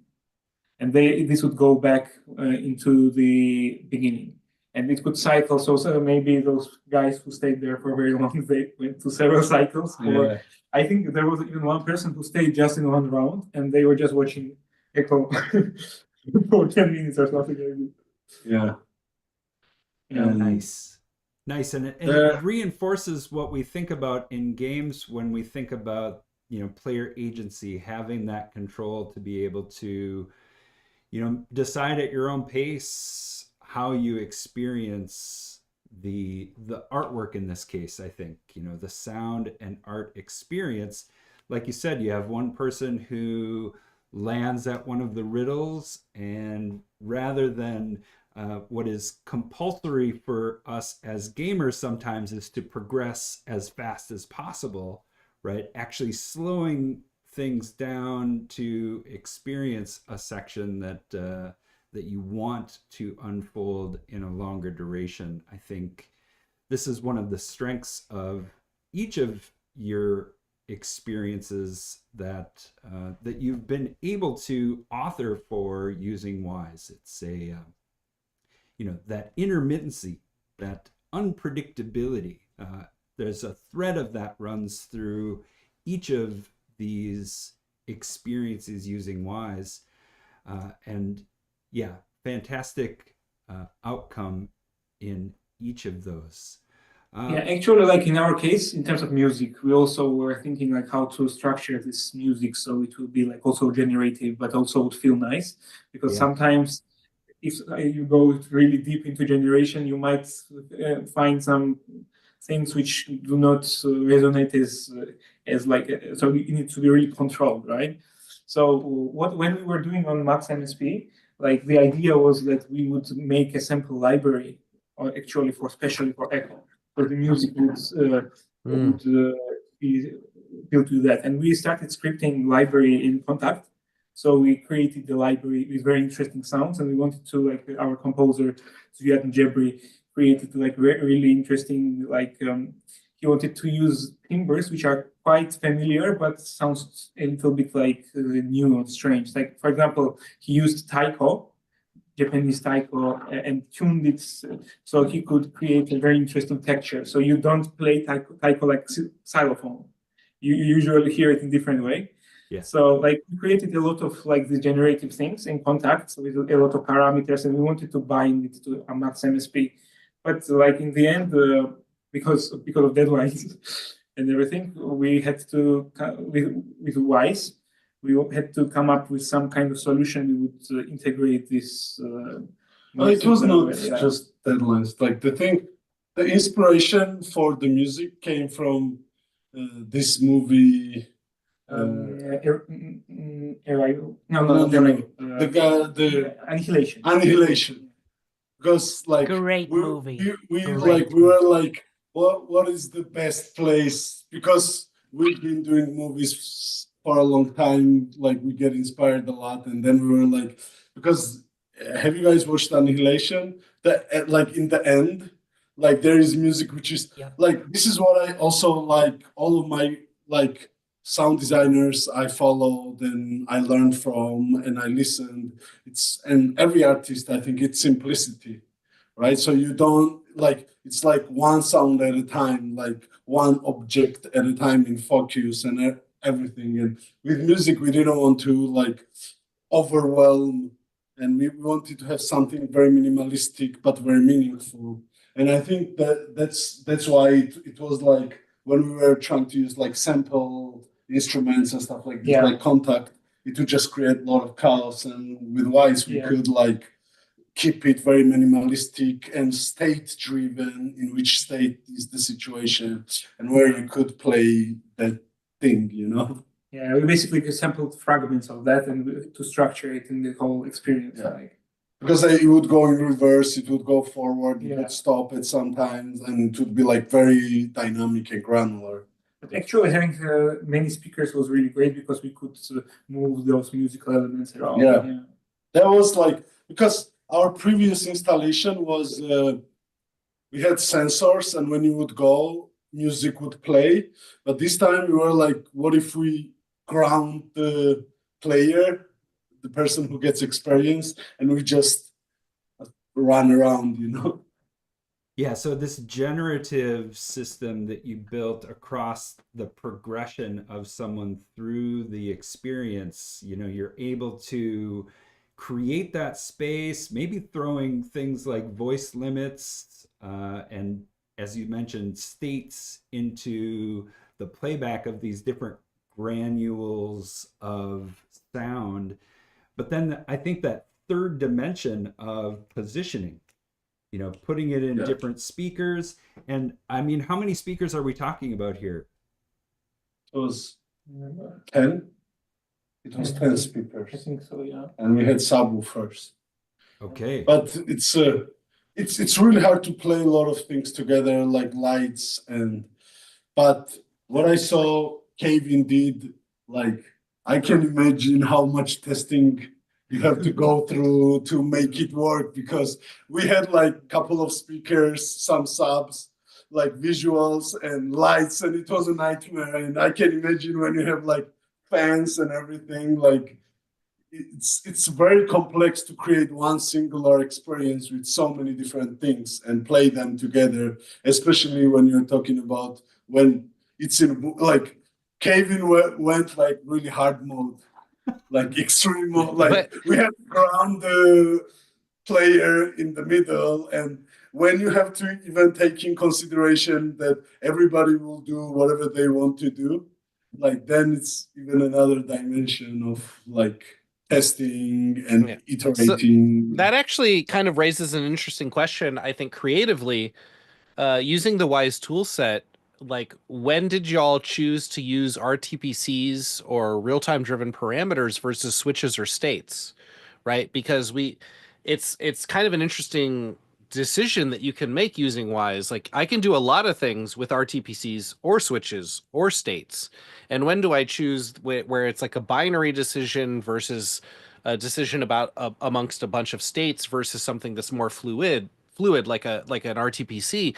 And so it's kind of interesting that I feel like a lot of us, whether it was a totally pre-scripted event or it was you know, an interactive and dynamic event, I feel like we were talking a lot about using RTPCs and real-time modulation or sort of like premeditated modulation versus what I feel like a lot of sort of video game based audio does is very state based or very switch based audio. And so I'm curious if anyone wants to speak to when they chose to use an RTPC versus a switch or versus a state, and if in your creative process you actually changed, like, oh, I was just going to use a switch for this, and then it became a state-based thing, and then I just decided it really needed to be RTPC because I needed more control or more variability. That's something that I'm interested in because I really don't like making binary decisions about what the player, visitor, guest may do. When you try to interpret where they are or what they're looking at, it feels very heavy-handed. And just to speak to a comment earlier, that's how you avoid it feeling too controlled or too constrained, is when you do something very obvious, like I'm just going to drastically change the volume here because we have reached this point in the story. That's something that you can pull off in film and other linear flat media because your sound is synchronized to the absolute, framed state of visuals. And so there is only one perfect answer for the ideal combination of like pictures and sounds.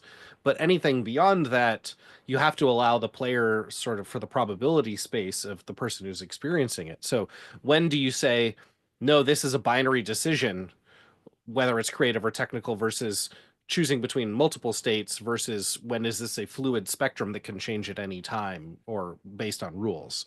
Because personally, I like the fluidity of mixing in real time and doing everything based on distance attenuations and RTPCs and as minimal sort of state-based or snapshot-based, mixing or implementation. But I'm curious how that feeds into everyone else's process.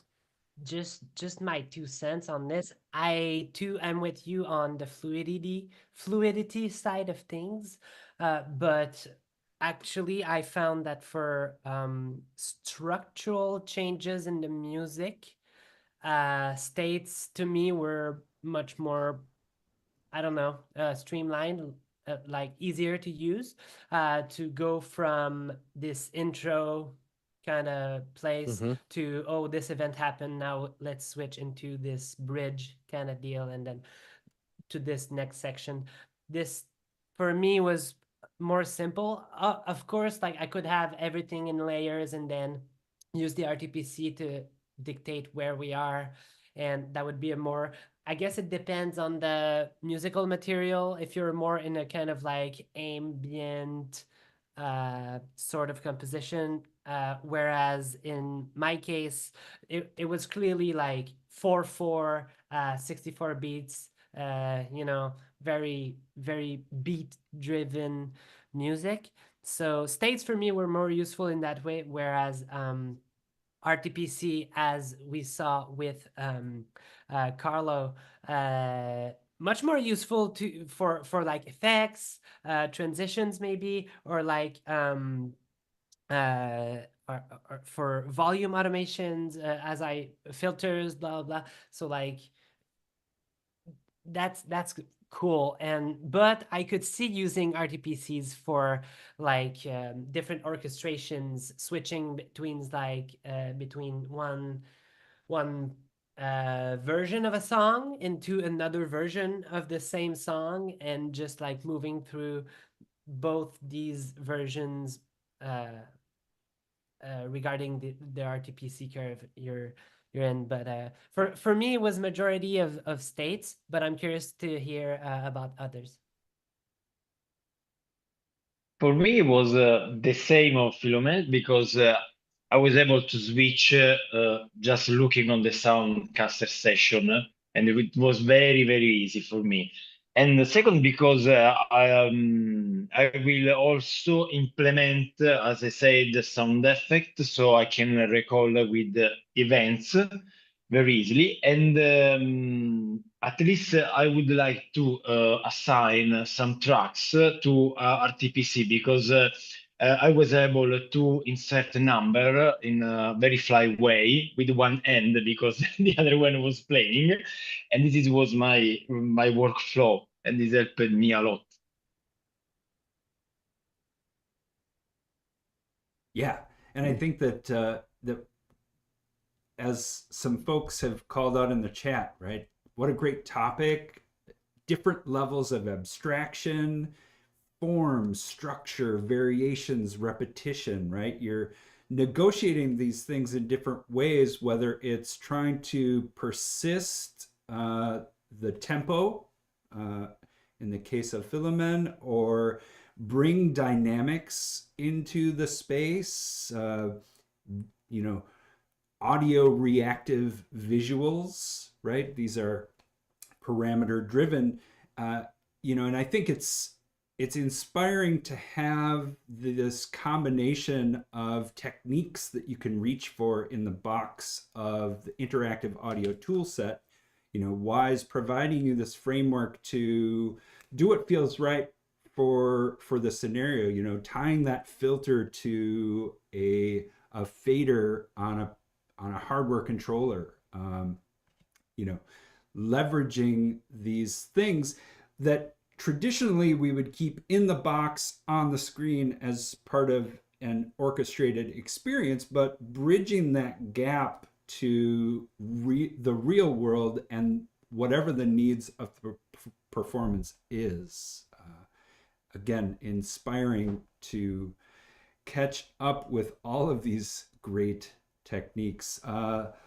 Luka, Beso, any further thoughts on different approaches, states versus real time? Actually, what you said, I like that idea of like it comes down to story being the most important. And like, for example, here we used states and switches, and we used also RTPCs. Like there was other installation we did way before when Georgia is known for its polyphonic music. So we would have like a lot of recordings, like polyphonic recordings, so and sensors. And whenever somebody would enter the room, one voice would start. If second person entered the room, second voice would start, and it would create a polyphony. It was when you were talking about like play, like people don't play the golden path. In this case, there was no golden path, and it was very interesting because people started meditating.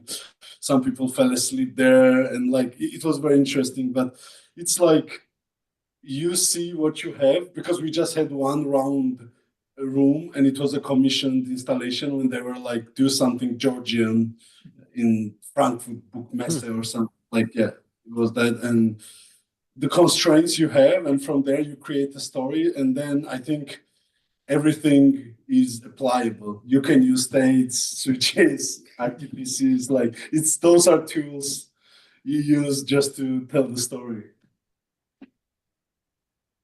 Well put. Well put. Okay.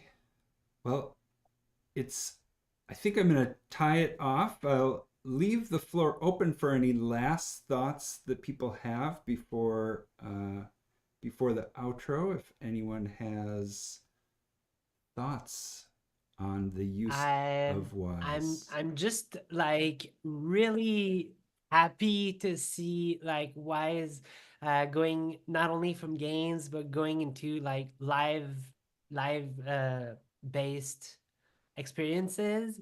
And yeah, I think there are some really cool stuff to do, cool things to be doing with all that. And yeah, I just want to see what's coming up in the future with that. Great. Yeah, me too. And this is a spoiler for probably our me and Tiziana, our possible future application of Wise, because we were focusing on paintings, and we would like to create not only abstract paintings, but the music linked with this painting. And when you get closer to the paint, you can hear, for example, one instrument or one abstractal texture that can be combined with the other paintings to create a storytelling that is unique, and it's linked with the painting, and we will see what we will get. Great. I look forward to hearing and seeing more of that in the future. Great. Last thoughts? I have a question to Kevin. Like in terms of dynamic mixing, like how did you figure it out, the puzzle, like of person being in random places? Because like, did you create some points for RTPCs of volumes of stuff? Or So to start off with, we failed fast. We threw all of the audio sources in the experience into spatialized binaural audio with some generic like distance attenuation curve, and we realized like immediately that the aesthetic of what we were going for on this particular installation was not realistic simulation. It was actually like a cinematic emotional experience. And so we started to evolve it over time, but there was always something like missing about the realism and the chaoticness of the emotional content that had been recorded in the source material and the dialogue and the production effects and everything that was always missing in our playback. And so what we actually found is like, hey, like let's take a step back and let's actually, you know, if we're coming at this from like a film director's perspective, like let's do a mix that sounds like a cinematic mix. Like, okay, this is our hero perspective. This is our golden path. But this is our static golden path, which we do not want or expect anyone to do. But let's pick one point in space and time, and let's figure out what the balance of the mix and the curves are. So we say from this point, this is how all of the curves and the volume and everything should work. And so it should work from this point.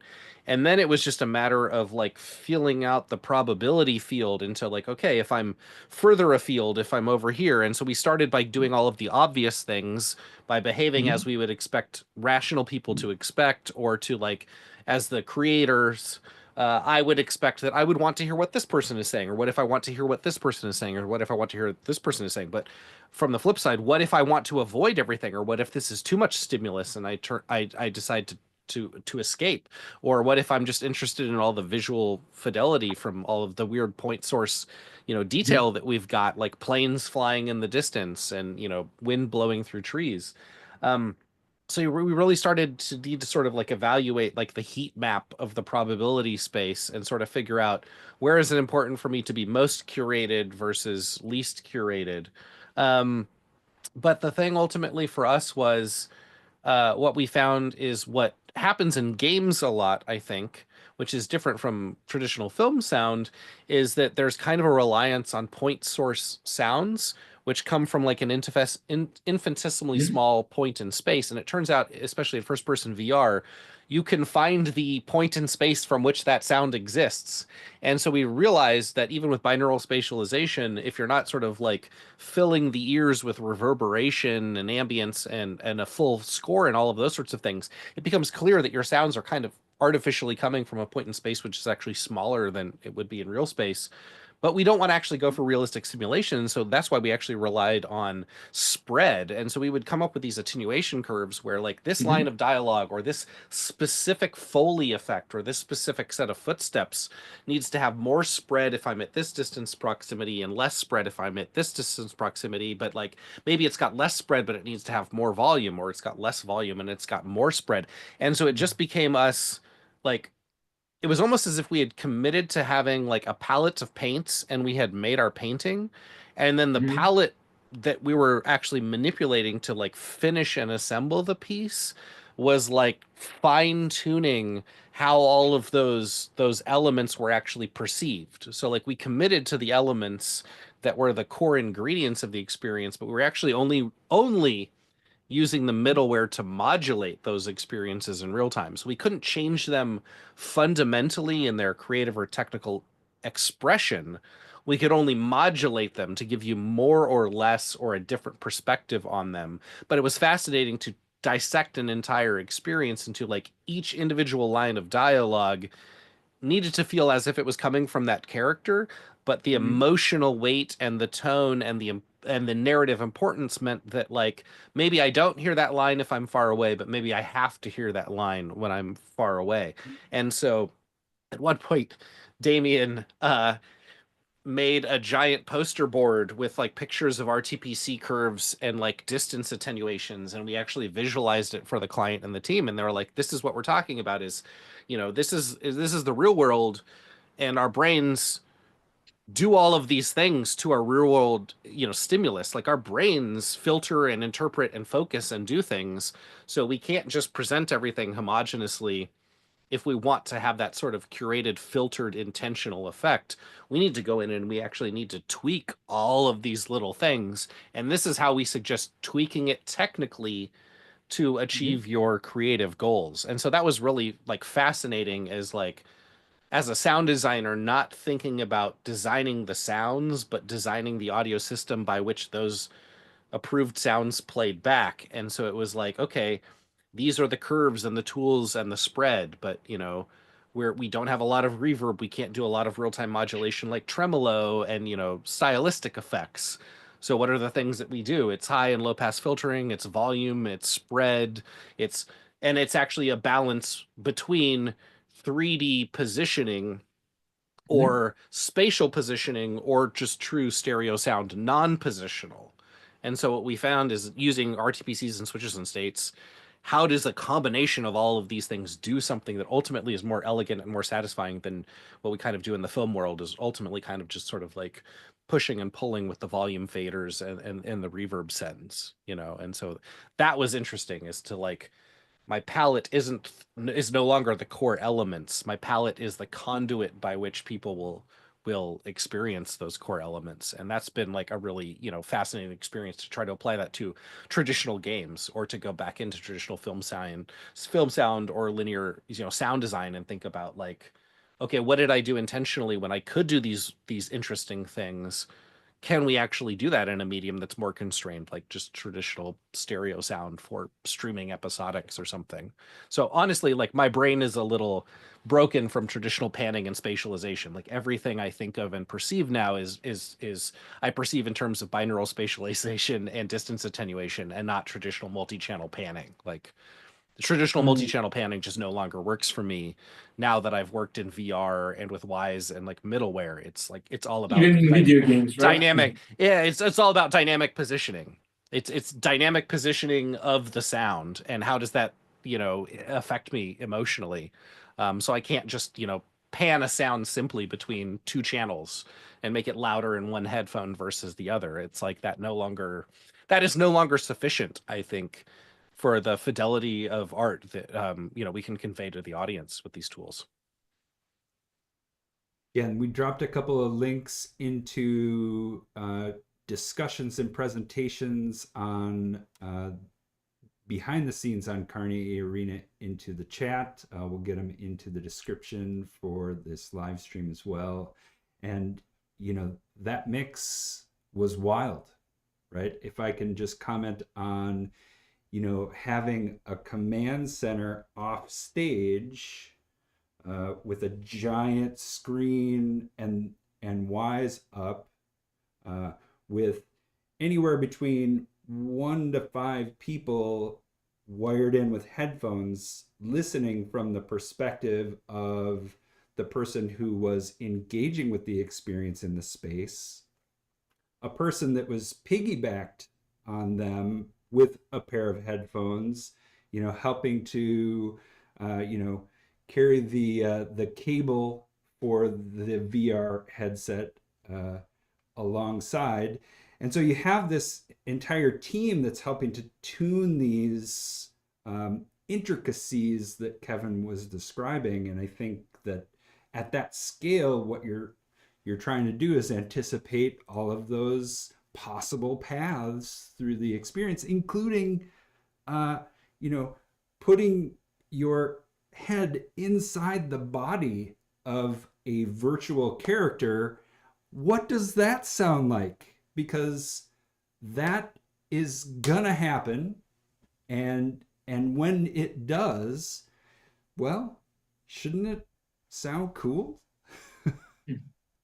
Yeah, in a traditional video game, you can just prevent the camera from clipping into an object or geometry or an actor, but when you can't constrain where the person moves, they're going to intersect with things.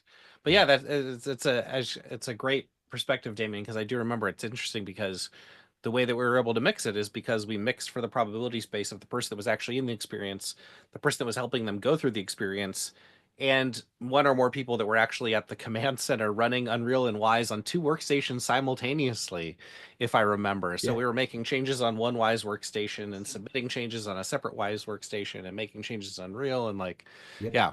And those tweaks were live in most cases. Like we were just there on the stage. That's the other great thing is tuning for a test audience in real time is something that's really fantastic, I think, versus like, did you like this version or did you like this version?